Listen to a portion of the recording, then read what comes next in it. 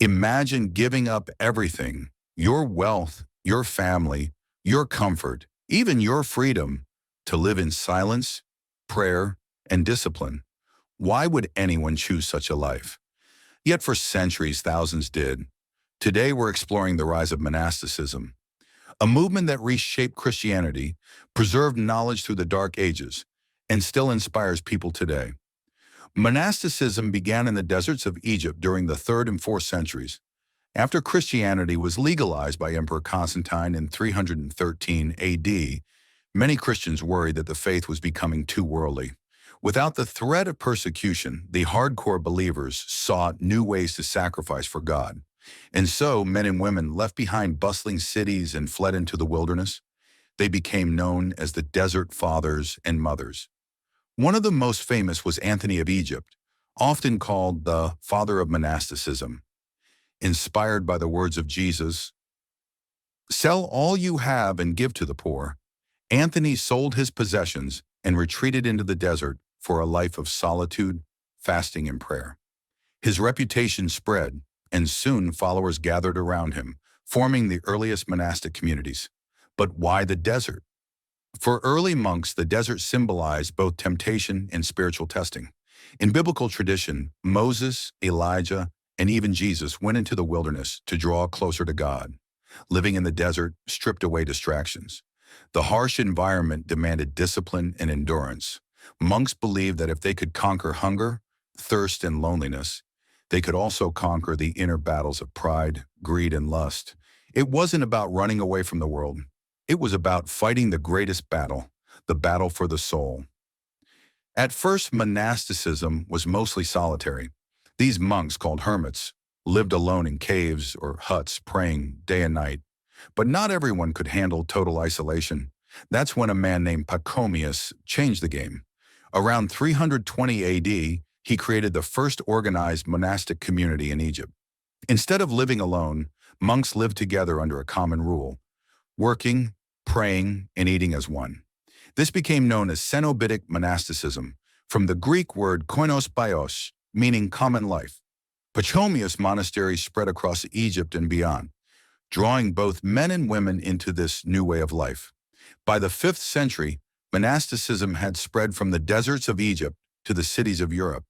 And in Italy, one man would give Western monasticism its defining shape: Saint Benedict of Nursia.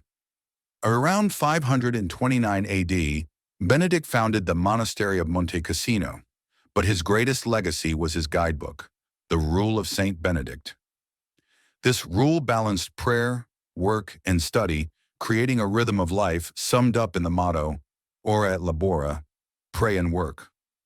Unlike the harsh asceticism of the desert hermits, Benedict emphasized moderation. Monks didn't starve themselves or live in caves.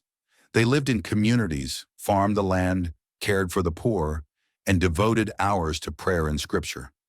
The Benedictine rule became the foundation of Western monastic life for centuries.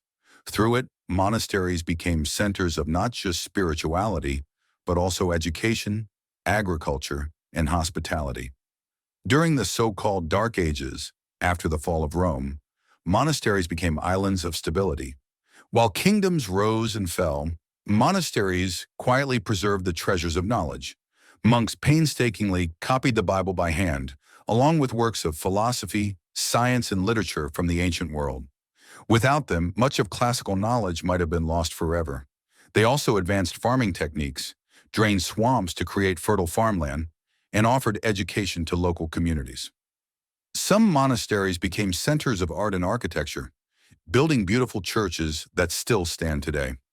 In many ways, monks were the bridge between the ancient and medieval worlds.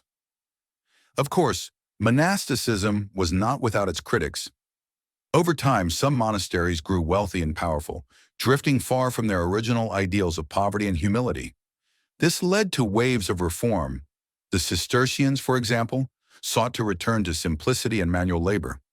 Later, new orders like the Franciscans and Dominicans emphasized poverty, preaching, and service outside monastery walls. The history of monasticism is not a straight line. It's a cycle of renewal and reform, as monks and nuns continually tried to live closer to the gospel. So what is the legacy of monasticism? It gave Christianity some of its most powerful spiritual practices: silence, fasting, community life, and the rhythm of prayer. Even today, monasteries exist across the world. Some follow ancient rules while others adapt to modern life, running schools, retreat centers, or even engaging in online ministries. And while most people don't become monks or nuns, the spirit of monasticism, discipline, simplicity, and devotion, still speaks to our fast-paced world. Perhaps that's why so many people today seek retreats in monasteries, looking for peace in the silence. The rise of monasticism wasn't just about escaping the world, it was about transforming it. From the deserts of Egypt to the hills of Europe, monks and nuns created spaces where faith, learning, and service could flourish. In a world filled with noise, maybe we can still learn something from their search for silence.